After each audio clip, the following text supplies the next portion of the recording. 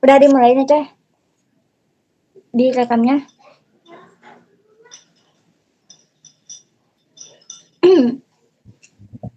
Oke, baik. Bismillahirrahmanirrahim. Assalamualaikum warahmatullahi wabarakatuh. Alhamdulillahirrabbilalamin. Alhamdulillahirrabbilalamin. Wassalatu wassalamu ala asrofil anbiya'i wal mursalin wa ala alihi wa sahbihi ajmain amma ba'du.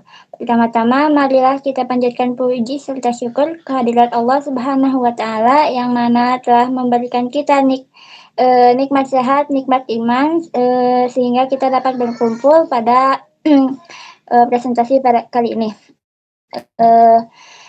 Izin perkenalkan diri, nama saya Ranum Ciraina dengan NIM 12492400070.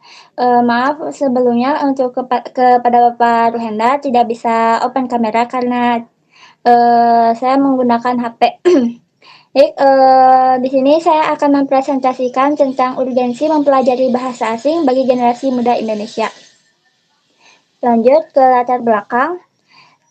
Di era globalisasi saat ini, bahasa asing, terutama bahasa Inggris, telah menjadi salah satu alat komunikasi yang paling penting di seluruh dunia. Tidak hanya digunakan sebagai bahasa internasional, tetapi sebagai medium utama dalam berbagai bidang seperti pendidikan, bisnis, teknologi, dan budaya. Dengan meningkatnya interaksi global, kemampuan berbahasa asing menjadi kunci untuk membuka akses terhadap informasi, peluang pendidikan, dan karir yang lebih baik. Generasi muda yang menguasai bahasa asing memiliki keunggulan kompetitif di pasar secara aktif dalam masyarakat global. Lanjut ke materi yaitu konsep dasar bahasa asing. Nah, di sini ada beberapa definisi bahasa asing. Yang pertama, menurut Kamus Linguistik Sidalaksana, bahasa asing merupakan bahasa yang dikuasai oleh bahasawan dalam konteks pendidikan formal dan tidak dianggap sebagai bahasa sendiri secara sosiokultural. Lalu menurut Desi Carolina Saragih, tahun 2022, bahasa asing merupakan bahasa yang berasal dari negara atau bangsa lain dengan kaidah, aksara, dan konsep yang berbeda dari bahasa Indonesia. Jadi di sini dapat disimpulkan bahwa bahasa asing adalah bahasa di suatu negara dan biasanya dipelajari untuk tujuan komunikasi, pendidikan, atau perjalanan serta bahasa asing mencakup berbagai aspek, termasuk konteks penggunaan, status sosial, dan pengaruh budaya. Lanjut, materi selanjutnya yaitu jenis-jenis bahasa asing yang populer di Indonesia. Jenis-jenis bahasa asing yang populer di Indonesia diantaranya yang pertama ada bahasa Inggris, yang kedua ada bahasa Mandarin, yang ketiga bahasa Jepang, bahasa Arab. Bahasa Inggris sendiri biasanya bahasa Inggris sendiri yaitu bahasa asing internasional. Lalu yang kedua bahasa Mandarin biasanya digunakan untuk kegiatan secara ekonomi. Lalu yang ketiga bahasa Jepang. Bahasa Jepang sendiri populer di Indonesia karena adanya J-pop ataupun anime dan lain sebagainya. Lalu yang keempat ada bahasa Korea yang dimana populer karena adanya K-drama atau K-pop. Lalu bahasa Arab. Arab sendiri dipelajari di sekolah-sekolah madrasah aliyah ataupun pesantren dan biasanya digunakan dalam konteks keagamaan. Lalu perbedaan antara bahasa asing dengan bahasa ibu. Bahasa ibu adalah bahasa pertama yang dikuasai seseorang sejak lahir melalui interaksi dengan lingkungan. Bahasa asing adalah bahasa yang dipelajari setelah bahasa ibu. Bahasa asing juga seringkali digunakan dalam konteks pendidikan atau profesional.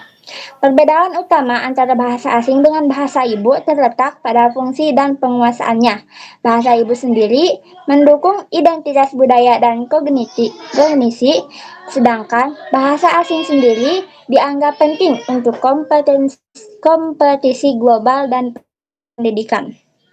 Lalu, manfaat mempelajari bahasa asing terdapat tiga mempelajari bahasa asing. Yang pertama, manfaat dalam konteks akademik. Yang pertama, mengasah kemampuan akademik. Yang kedua, peningkatan kognitif. Lalu yang ketiga, peluang karir. Lalu yang keempat, akses ke sumber daya edukasi. Lalu yang kelima, lalu saat mempelajari bahasa asing dalam konteks ekonomi. Yang pertama, dapat meningkatkan keunggulan kompetitif. Lalu yang kedua, mendapatkan peluang karir internasional. Yang ketiga, memiliki jaringan bisnis yang luas. Yang keempat, meningkatkan inovasi serta kreativitas. Lalu, manfaat mempelajari bahasa asing menurut konteks sosial budaya. Yang pertama, mendapatkan pemahaman budaya lain. Yang kedua, peningkatan jaringan sosial. Yang ketiga, pengembangan keterampilan komunikasi. Dan yang keempat, akses ke media global. Lanjut ke materi selanjutnya, yaitu tantangan dalam mempelajari bahasa asing. Ada beberapa tantangan dalam mempelajari bahasa asing. Yang pertama, keterbatasan kosakata. Mungkin karena belum terbiasanya kita dalam bahasa asing, seringkali kita keterbatasan kosakata. Lalu yang kedua, rasa tidak percaya diri. Biasanya ketika kita mempelajari bahasa asing, terkadang ada rasa sedikit tidak percaya diri, entah itu dari pemahaman bahasanya itu sendiri yang belum paham secara belum dikuasai secara jelas ataupun yang lain sebagainya. Lalu yang ketiga, ada tata bahasa yang rumit. Lalu yang keempat, ketergantungan pada teknologi. Meskipun mempelajari bahasa asing itu bisa dilakukan dengan menggunakan teknologi, tetapi apabila melakukannya terlalu sering, mungkin akan sedikit kurang efektif juga gitu. Lalu yang kelima, keterbatasan akses. Mungkin di beberapa daerah yang kesulitan sinyal ataupun aksesnya terbatas, itu akan kesulitan sekali untuk mempelajari bahasa asing. Lalu materi selanjutnya yaitu strategi untuk meningkatkan pembelajaran bahasa asing. Strategi untuk meningkatkan pembelajaran bahasa asing itu ada 4. Yang pertama, pendekatan multimodal, yaitu dengan cara menggunakan berbagai metode seperti audiovisual, bisa juga dengan pembelajaran berbasis proyek, serta teknologi untuk membuat pembelajaran lebih menarik.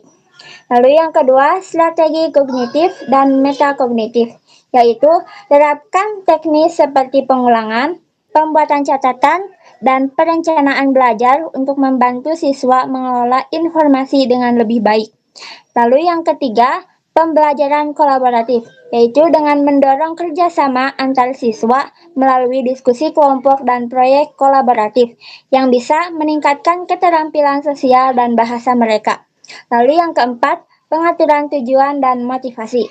Dengan cara bantu siswa menetapkan tujuan belajar yang realistis dan membangun motivasi melalui umpan balik positif dan penghargaan atas kemajuan mereka. Lalu yang terakhir, peran pemerintah dan institusi pendidikan dalam pembelajaran bahasa asing. Yang pertama, pemerintah dapat mendirikan lembaga pendidikan, menyediakan beasiswa, dan mengadakan pelatihan untuk meningkatkan bahasa masyarakat. Yang kedua, dapat meningkatkan kesadaran akan pentingnya bahasa asing melalui kampanye dan kerjasama dengan lembaga pendidikan. Lalu yang ketiga, institusi pendidikan berkontribusi dengan menyediakan kurikulum yang relevan dan pelatihan berkualitas, serta memfasilitasi akses pembelajaran masyarakat. Nah, di sini ada kesimpulan. Jadi, dapat kita simpulkan bahwa bahasa asing merupakan bahasa yang berasal dari negara atau bangsa lain dengan kaidah, aksara, atau konsep yang berbeda dari bahasa Indonesia. Manfaat yang diperoleh generasi muda dari mempelajari bahasa asing sendiri diantaranya mendapatkan pemahaman budaya lain, mendapatkan peluang karir internasional, dan memperluas relasi. Lalu, tantangan dalam mempelajari bahasa asing diantaranya keterbatasan kosakata, keterbatasan akses, tata bahasa yang rumit, serta tidak percaya diri. Mungkin sekian presentasi dari saya. Mohon maaf bila ada kekurangan atau kesalahan kata. Billahi taufiq wal hidayah. Wassalamualaikum warahmatullahi wabarakatuh. Waalaikumsalam warahmatullahi wabarakatuh.